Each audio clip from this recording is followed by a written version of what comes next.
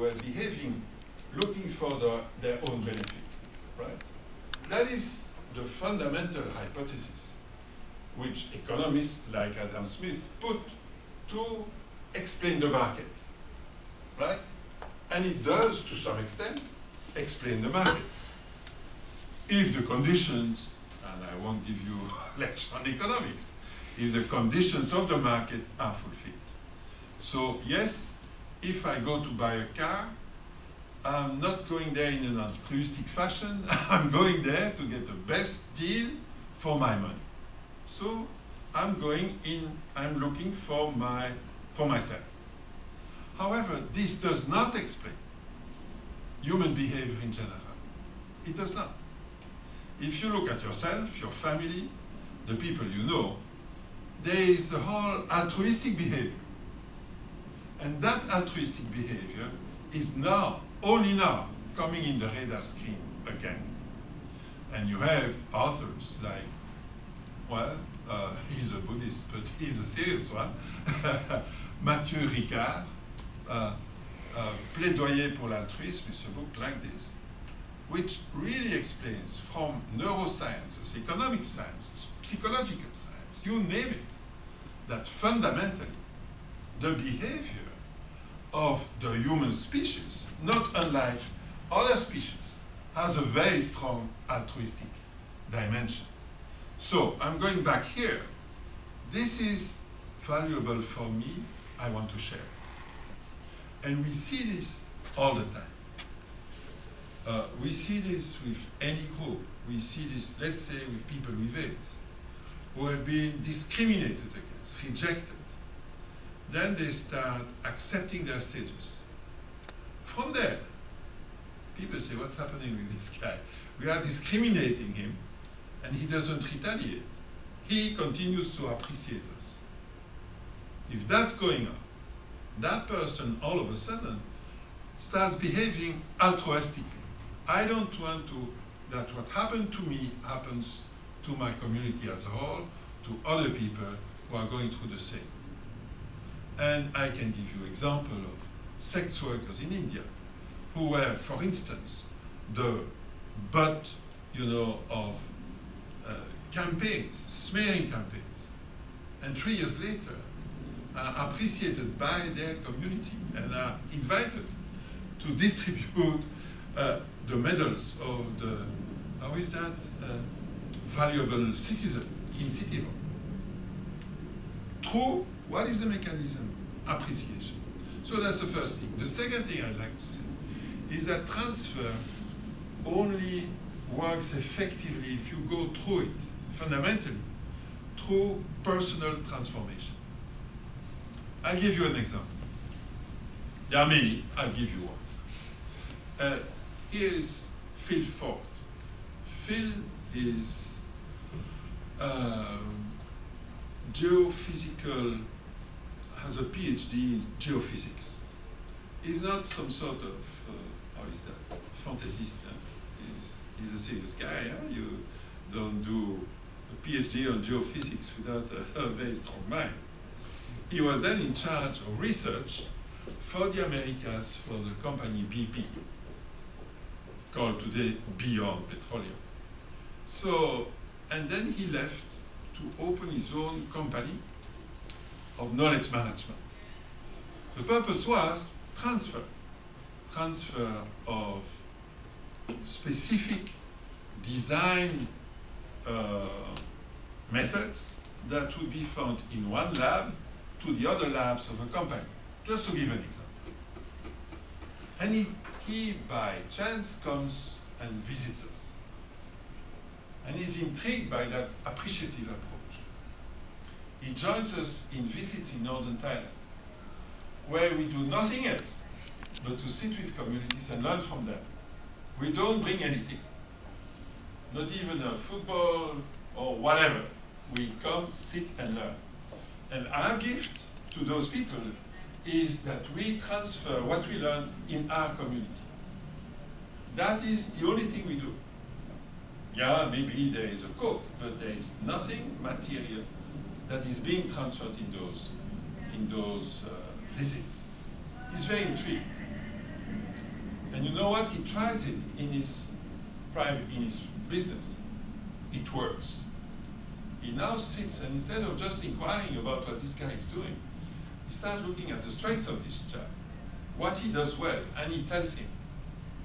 All of a sudden, the company is buzzing with new energy.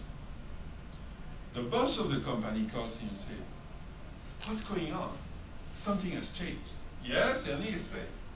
Say, "Do you want to be a partner of our company? This is so important." So he now becomes a business partner. He doesn't stop here. His wife, 56 years old, his wife is a provisor, a director of a school, difficult school, in York, UK. Drugs, violence, incomprehension, lack of communication between the various groups of the school community, teachers, students, administrative body, etc. And one day, he told us, I sat my wife and told her that what she was doing was a good thing and that she had the qualities to do it. And probably he said a few. His wife, of course, says, "Are you crazy? This is so un-British that you should tell me the good things I'm doing. This is totally out of this world. Come on, you should go to a psychiatrist or something. This is not normal." Said, "Well, I just thought I needed to do that." 6 months later, I call him. He calls me because we had to go to Indonesia on a trip, and he says, "Look, I can't go because my wife just got admitted in the emergency room. She had a cerebrovascular accident, 56 years old. To make a long story short, unfortunately, she dies."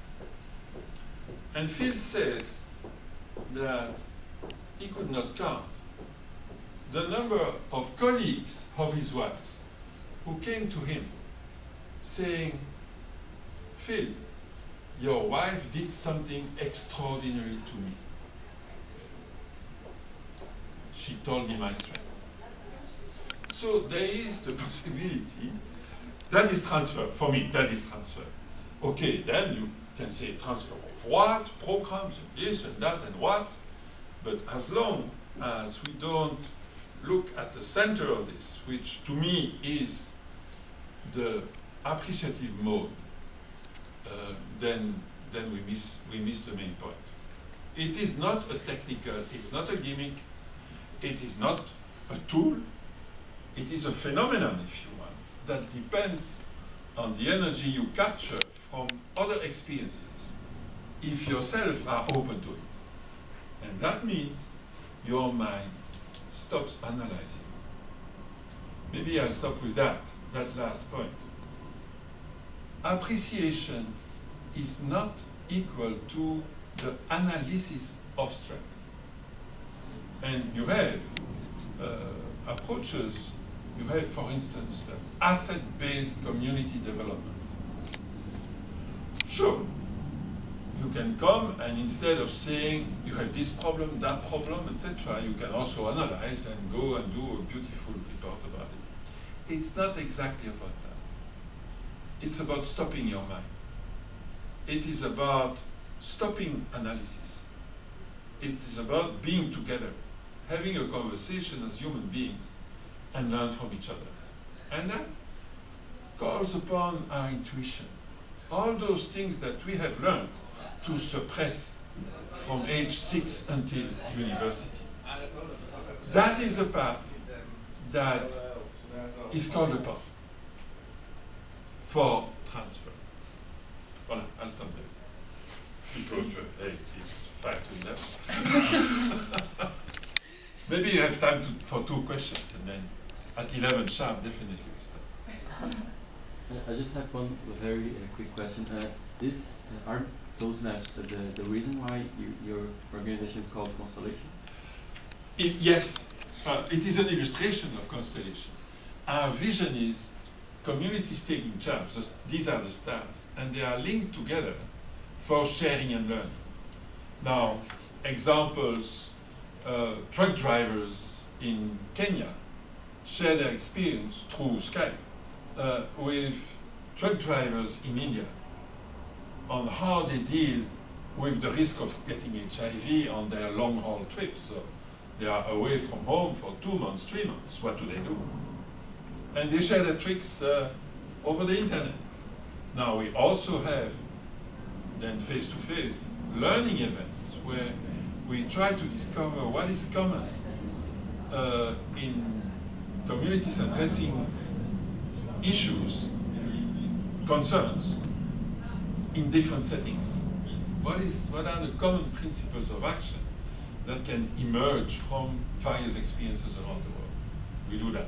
We can have meetings of people coming from 9 countries, speaking 10 languages, and still communicating what they are learning and what is common in their various experience. In other words, we are trying to facilitate the emergence from that constellation of wisdom coming from implementation, and to therefore give some balance to the expert inputs into policy.